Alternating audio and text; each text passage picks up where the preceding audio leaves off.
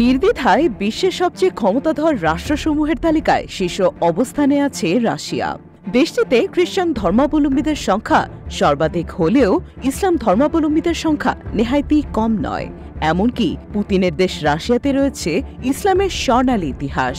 এরই জের ধরে সম্প্রতি রাশিয়ার প্রধানমন্ত্রী মিখাইল মিশুস্তিন বলেছেন যে ইসলাম আমাদের দেশের ঐতিহাসিক ঐতিহ্যের অবিচ্ছেদ্য অংশ।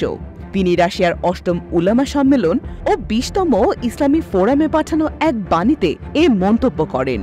২২ সেপ্টেম্বর রবিবার ইরান ভিত্তিক সংবাদ মাধ্যম আইআরএনের এক প্রতিবেদনে এই তথ্য জানানো হয়েছে। সংবাদ মাধ্যমটির প্রতিবেদনে বলা হয়, রাশিয়াকে বহু জাতিগোষ্ঠী ও বহু ধর্মের মানুষের আবাসভূমি হিসেবে উল্লেখ করে মিশুস্তিন বলেন, রাশিয়ায় প্রতিটি মানুষের ধর্মীয় বিশ্বাসের প্রতি অপরিসীম সম্মান জানানো হয়। রুশ প্রধানমন্ত্রী তার বাণীতে ইসলামকে রাশিয়ার অন্যতম ঐতিহ্যবাহী ধর্ম হিসেবেও অভিহিত করেন। রুশ প্রধানমন্ত্রী তার বাণীতে বিভিন্ন ধর্মের অনুসারীদের মধ্যে আন্তঃধর্মীয় সংলাপের উন্নয়ন এবং রুশ সরকারের সাথে ধর্মীয় জনগোষ্ঠীর সহযোগিতার ক্ষেত্রে রাশিয়ার মুসলিম আলেমদের ভূমিকাকে মূল্যবান বলে অভিহিত করেন। উল্লেখ্য যে সোভিয়েত সাম্রাজ্যের পতনের পর রাশিয়ায় ইসলাম ক্রমে বিস্তার লাভ করে। ২১টি রিপাবলিক নিয়ে রুশ ফেডারেশন বা রাশিয়া গঠিত।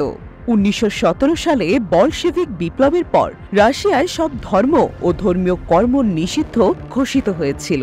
মসজিদ, ধর্মীয় উপাসনালয় ও সাংস্কৃতিক কেন্দ্রগুলো হয়তো ভেঙে ফেলা হতো, নয়তো অফিস বা গোডাউন হিসেবে ব্যবহৃত হতো।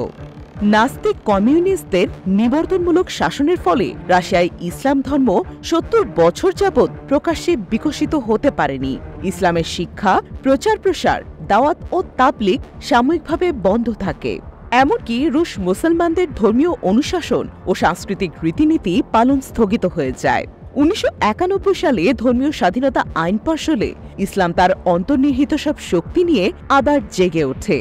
বর্তমানে ১৪,৭,০০,০০০ রুশ জনগোষ্ঠীর মধ্যে মুসলমানদের সংখ্যা প্রায় ২ কোটি। বলা হয়ে থাকে কেবল মস্কোতেই বসবাসরত রুশ মুসলমানদের সংখ্যা অন্তত ১০ লাখ। ইসলাম রাশিয়ায় দ্বিতীয় বৃহত্তম ধর্ম। প্রথম হল অর্থোডক্স খ্রিস্টান। ৯০% মুসলমান আহলে সুন্নাত ওয়াল জামায়াতের অনুসারী।